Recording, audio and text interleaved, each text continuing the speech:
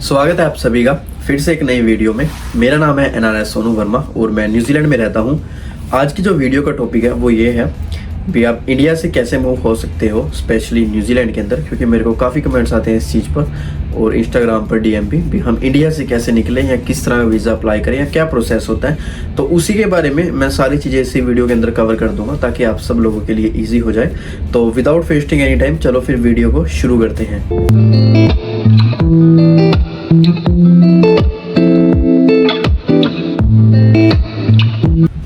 तो एक बार ना चलो शुरू से शुरू करते हैं।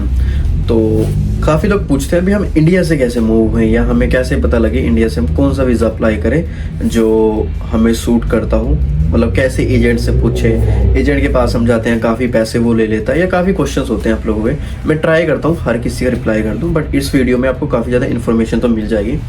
देखो, अगर तो किसी ने 12th की है, हम शुरू से शुरू करते हैं। अगर किसी ने 12th की है या ग्रेजुएशन की है या पोस्ट ग्रेजुएशन मास्टर्स जो भी किया हुआ है, पहले वो ट्राई करो भी उसका स्टूडेंट वीज़ा जो स्टडी वीज़ा होता है वो लग जाए, जैसे 12th की होती है। क्योंकि देखो उसके ना रीजंस होते हैं। अगर आप स्टूडेंट वीज़ा करते हो तो आपको 1 ईयर का वीज़ा या 3 ईयर्स का वीज़ा या जो भी कंडीशन होती है आपको वीज़ा मिल जाता है। बट अभी तो चलो काफ़ी रूल्स हो चुके हैं, शायद जो लेवल 5 और लेवल 6 होता है, डिप्लोमा होता है, उसके बाद वीज़ा नहीं मिलता, उसके बाद सिर्फ आपको एसेंशियल वर्क वीज़ा मिलता है। बट अगर जो पहला स्टेप आता है, अगर आप इंडिया से हो तो डेफिनेटली सी बात है पहले आप स्टूडेंट वीज़ा अप्लाई करो। उसके काफ़ी बेनिफिट्स होते हैं, क्योंकि जब आप स्टूडेंट वीज़े पे यहाँ आते हो तो ऑब्वियसली सी बात है आप काफ़ी फ़ीस पे करते हो और आपके जो जॉब मिलने के चांसेस होते हैं वो हाई हो जाते हैं। अब मैं आगे सारे वीज़े एक्सप्लोर करता हूँ आपको। और अगर आप मास्टर्स करते हो तो बहुत फ़ायदा आपको, क्योंकि अगर आप जैसे ही आप मास्टर्स कंप्लीट करते हो तो आपको 3 इयर्स का वर्क वीज़ा मिलता है। तो उसमें तो आप इजीली एक अच्छी जॉब आप इजीली ढूंढ सकते हो और उसी के अंदर कई लोग तो PR भी हो जाते हैं, तो वो काफ़ी अच्छा है।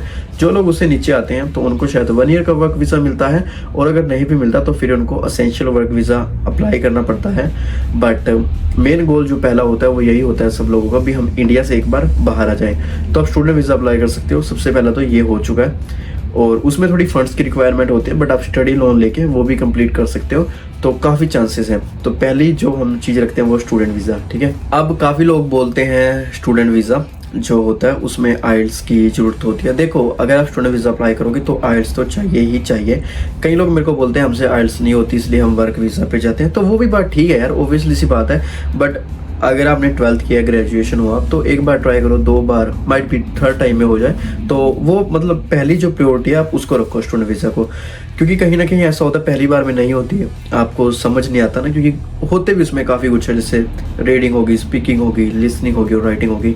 तो पहली बार में नहीं पता लगता, शायद दूसरी बार में पता लग जाए, और दूसरी बार भी नहीं पता लगता तो चलो एक आइडिया मिल जाता है भी इस तरह का एग्ज़ाम आता है, तो आप 3rd अटैम्प्ट में कर सकते हो। तो पहली प्रायोरिटी तो वो रखो। तो स्टूडेंट वीज़ा बेस्ट है जहाँ तक मेरे को लगता है। बट अब हम दूसरे वीज़े पे आते हैं। मोस्टली लोग मेरे को कहते हैं भी हम अगर टूरिस्ट वीज़े पर आ जाते हैं तो क्या हम टूरिस्ट से वर्क वीज़ा कन्वर्ट करा सकते हैं या हम टूरिस्ट से स्टूडेंट वीज़ा अप्लाई कर सकते हैं। तो इसका आंसर है हाँ।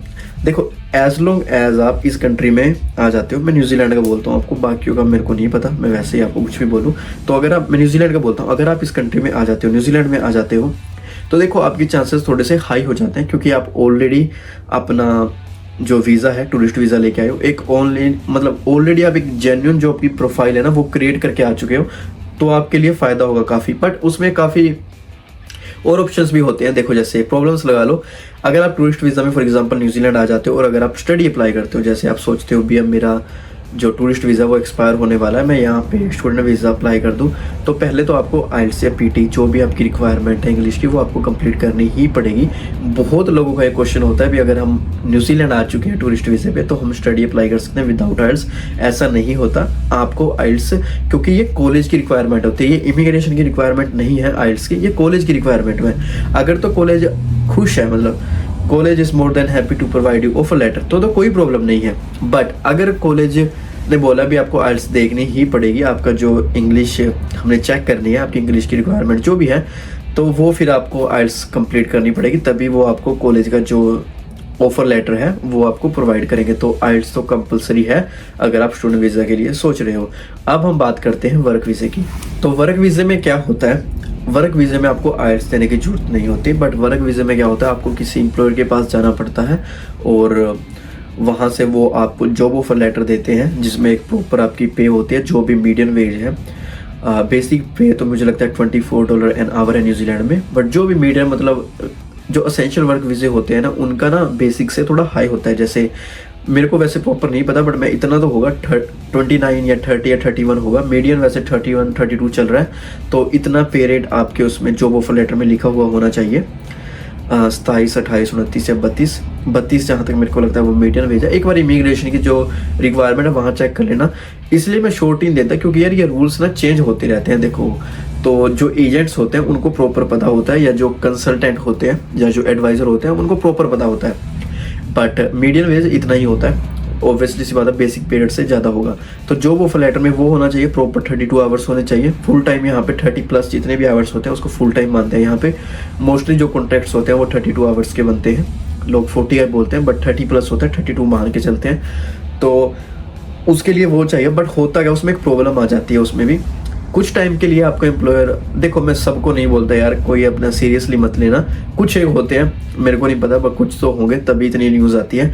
तो कुछ एक एम्प्लॉयर कहते हैं शुरू में तो स्टार्टिंग में बहुत अच्छा, मतलब है ना, अच्छे आपको पे देते हैं, अच्छा आपके 32 के 32 घंटे लगवाते हैं, जितनी भी बात हुई 40 के 40 घंटे लगवाते हैं। बट धीरे धीरे क्या होता है, फिर आपको वो पे में सेटलमेंट करते हैं। अभी हमने तेरा वीज़ा लगवाया है तो तेरे को 40 की जगह 45 घंटे काम करने पड़ेंगे, या फिर 50 घंटे काम करने पड़ेंगे, और फिर वो पे भी उसकी कम कर देते हैं। तो ये काइंड ऑफ प्रॉब्लम्स आती रहती हैं। और देखो, अगर तो आपका एजेंट आपको पहले ही बता रहा है कि तेरे को वहाँ पे जाके जॉब देखनी पड़ेगी या जैसे भी है, तो ठीक है, क्योंकि एजेंट भी यार हर जगह तो गलत होते हैं, नो डाउट। मैं मानता हूँ कुछ गलत हो गए तभी इतनी न्यूज़ वायरल्स होती हैं ऑकलैंड के अंदर।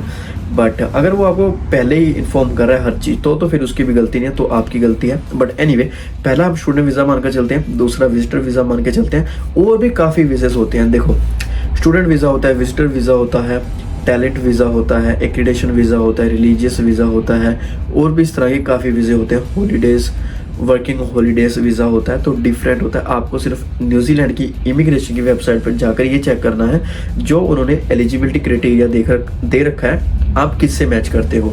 अब देखो, काफ़ी और भी तरीके हैं। रिलीजियस में आप लगा लो कोई धार्मिक आप काम करते हैं। फॉर एग्जाम्पल, एक छोटा सा मैं एग्जाम्पल लेता हूँ, मैं अपना लेता हूँ। चलो, मैं मंदिर जाता हूँ डेली, वहाँ पे सेवा सुबह करता हूँ। मैं पंडित या जो वहाँ की जो भी ऑर्गेनाइजेशन है, जो भी उनकी एसोसिएशन होती है, मैं उन सबको जानता हूँ। तो ऑब्वियसली बात है, मंदिर अगर इंडिया में है तो मंदिर यहाँ भी होंगे न्यूजीलैंड में, तो जो काफ़ी टाइम से काम करता है तो वो यहाँ भी आ सकता है। तो इस तरह के रिलीजियस वीज़े भी होते हैं, और ये सारी कम्युनिटी में होता है, तभी उन्होंने इसको रिलीजियस वीज़ा बोला है। और आप प्रॉपर डिटेल के लिए आप इमिग्रेशन की वेबसाइट पर जा सकते हो।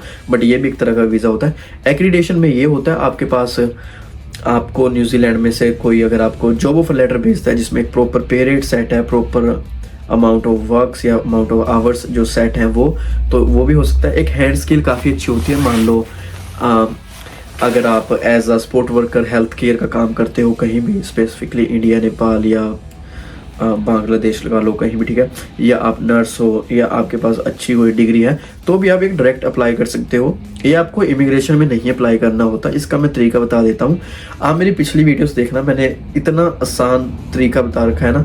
मतलब आपको क्या करना, फॉर एग्जांपल अगर आप हेल्थ केयर का कहीं जॉब करते हो या आप एज अ नर्स कहीं जॉब करते हो, ठीक है, मोस्टली ये सेक्टर काफ़ी फेमस होते हैं। और चाहे आप एज अ बार्बर या कोई हैंड स्किल है आपके पास, कारपेंटर हो गया या कुछ भी हो गया, तो आप ऐसा काम करते हो, तो आपको क्या लिखना है, गूगल पे आप लिखो न्यूजीलैंड में, जैसे बार्बर्स इन न्यूजीलैंड, या फिर लगा लो health care companies in New Zealand, nursing jobs in New Zealand. आपने क्या करना है, कंपनीज की डिटेल आ जाती है आपके पास, तो कंपनी की डिटेल्स आएगी, आपको उस पर क्लिक करना है, उनकी वैकेंसी देखनी है। और वैकेंसी नहीं देखनी है तो उनको इन्फॉर्मेशन में, कैरियर में जाके देखो वो सपोर्ट करते, ओवरसीज पर्सन्स को सपोर्ट करते हैं या नहीं करते हैं तो आप अप्लाई करो। कवर लेटर अच्छा बनाओ, सीवी अच्छे से अपडेट करो, और उनको सब कुछ मेंशन करो जो भी आप आना चाहते हो बाहर, या जो भी आपकी स्किल्स हैं, जो भी नॉलेज है, ठीक है। पहला ये हो जाता है। दूसरा ये हो जाता है, अगर वो स्पॉन्सर नहीं करते तो आप उनको ईमेल कर सकते हो, जो उनकी रिक्वायरमेंट टीम है, आप बता सकते हो अपने कवर लेटर भी, मेरे को इतना टाइम हो चुका है। चलो इंडिया से लेते हैं, मेरे को हेल्थ केयर में काम करते हुए इंडिया में इतना टाइम हो चुका है और मेरे पास ये सर्टिफिकेट्स हैं और मैं न्यूजीलैंड मूव होना चाहता हूँ। अगर आपकी कंपनी हेल्प कर देती है तो डेफिनेटली सी बात है, मैं लॉन्ग टाइम काम करूँगा। फॉर एग्जांपल, एक छोटा सा एग्जांपल, और अगर कोई नेपाल से है और फॉर एग्जांपल हम वहाँ से एक नर्स ले लेते हैं, कोई नर्स है जो नेपाल से मूव होना चाहती है न्यूजीलैंड के अंदर, तो वो भी ऐसे ही सिंपल गूगल करे जितनी भी कंपनीज़ हैं और उनको ईमेल करे, उनको बताए अपनी क्राइटेरिया के बारे में।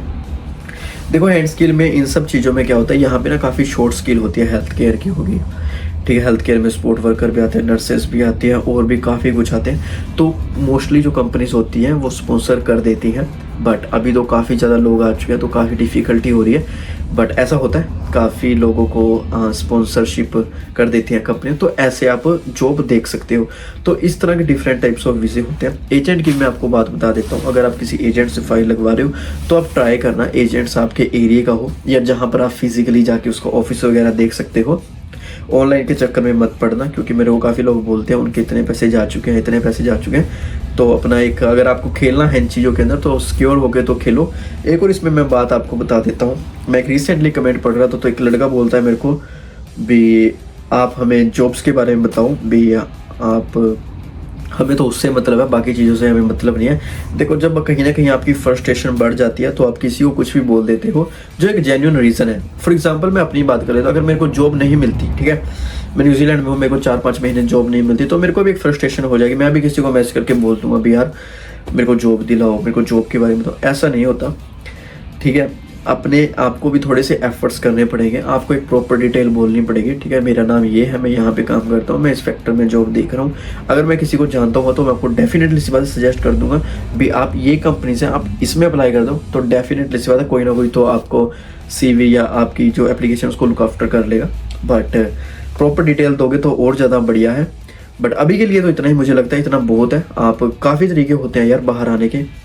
आप टूरिस्ट वीज़ा पे आ सकते हो, अगर आपने आइल्स की हुई है टूरिस्ट वीज़ा पे आ सकते हो, यहाँ आगे आप चेंज करा सकते हो। आप किसी को जानते हो तो आप ऑनलाइन अप्लाई कर सकते हो और रिक्वेस्ट कर सकते हो उनसे स्पॉन्सरशिप की, ठीक है। स्पेसिफिकली जो हेल्थ केयर में होते हैं उनका तो मैंने काफ़ी सुना है भी, इंडिया या नेपाल से काफ़ी लोग आ जाते हैं ऐसे स्पॉन्सरशिप में हेल्प ले लेते हैं। अगर देखो कहीं कुछ हो ना हो पर हाथ पैर मारने में क्या जाता है, अपना लक ट्राई करने में तो कुछ नहीं जाता ना। तो डेफिनेटली सी बात है, एक बार तो मतलब अपना ट्राई करना चाहिए एक बार तो, जितनी भी कंपनीज है सबको, क्योंकि देखो CV भी सेम होगी यार, कवर लेटर भी सेम होगा। 10 कंपनियों को आप ईमेल करोगे तो ऑब्वियसली सी बात है यार, कोई ना कोई एक तो ऐसी कंपनी होगी जो आपकी एप्लीकेशन को या उसको फॉलो बैक करेगी आपकी ईमेल को। तो यार एक बार ट्राई करना तो बनता है। तो ये काफ़ी तरीके होते हैं, बट मैं फिर भी एक बार एक चीज़ और बता देता हूँ। टूरिस्ट वीज़े पे अगर आप न्यूजीलैंड आओगे और यहाँ पे अगर आप स्टूडेंट वीज़ा डालोगे तो आपको IELTS या PTE चाहिए, ये कॉलेज की रिक्वायरमेंट होती है। दूसरा, टूरिस्ट वीज़ा पे आकर आपको जॉब मिल सकती है, बट आपको एम्प्लॉयर ढूंढना वो काफ़ी मुश्किल होगा, क्योंकि अभी हालात थोड़े नहीं काफ़ी ज़्यादा ख़राब हो चुके हैं, तो जॉब के लिए काफ़ी दिक्कत हो सकती है। अगर आपके पास कोई हैंड स्किल है, जैसे आप बार्बर हो, कारपेंटर हो, इलेक्ट्रीशियन हो, प्लम्बर हो, इसमें थोड़े से चांसेस ज़्यादा होते हैं आपके as compare to others. Instead of अगर आप ड्राइवर भी हो और हेल्थ केयर में आप चाहे एज अ सपोर्ट वर्कर हो, हेल्थ केयर असिस्टेंट हो, केयर गिवर हो या फिर आप नर्स हो, तो काफ़ी ऐसे अपॉर्चुनिटीज़ हैं आपके पास। मेरा ये मानना है इन द एंड भी आप एक बार ट्राई करो, पता नहीं होता कब तुक्का फिट बैठ जाए या कब मेहनत कहाँ रंग ला जाए। तो इतने सारे तरीके होते हैं। तो उम्मीद करता हूँ अब आप कुछ समझ चुके होंगे। और अगर किसी ने और भी जगह जॉब्स अप्लाई करनी है, कंपनीज के थ्रू नहीं अप्लाई करनी, तो सीक होता है, ट्रेड भी होता है और इंडीड होता है। तो ये 3-4 वेबसाइट्स होती है और फेसबुक पे काफ़ी सारे ग्रुप्स होते हैं। तो आप वहाँ भी, आपको कोई भी क्वारीज होती है या कुछ भी क्वेश्चन होता है, फेसबुक पे भी काफ़ी सारे ग्रुप्स होते हैं, आप वहाँ भी पूछ सकते हो। जैसे इंडियंस इन न्यूजीलैंड हो गया, jobs in Auckland, jobs in New Zealand, Indians in Hamilton, Indians in Christchurch, Indians in Dunedin, और काफ़ी ऐसे ग्रुप्स बने होते हैं। तो आप कोई भी क्वेश्चन होता है तो आप वहाँ भी पूछ सकते हो। तो इतने काफ़ी सारे तरीके होते हैं, बट एज लॉन्ग एज आप किसी चीज़ को फॉलो बैक करते हो या कोई आपको ईमेल का रिप्लाई करता है, या जो मैं कह रहा हूँ आप अगर इनके थ्रू भी अप्लाई करते हो तो कहीं ना कहीं जॉब आपको मिल जाएगी। बट फिलहाल के लिए तो इतना ही, और मैं उम्मीद करता हूँ आपको ये छोटी सी जो वीडियो है वो अच्छी लगेगी। वीडियो अच्छी लगे तो लाइक कर देना, चैनल को सब्सक्राइब कर देना। कुछ भी क्वेश्चन आप मेरे को कमेंट कर सकते हो या मेरे को आप इंस्टाग्राम, फेसबुक पर कहीं भी पूछ सकते हो। But thank you so much for watching the videos, और मिलता हूँ मैं आपको एक नई वीडियो में।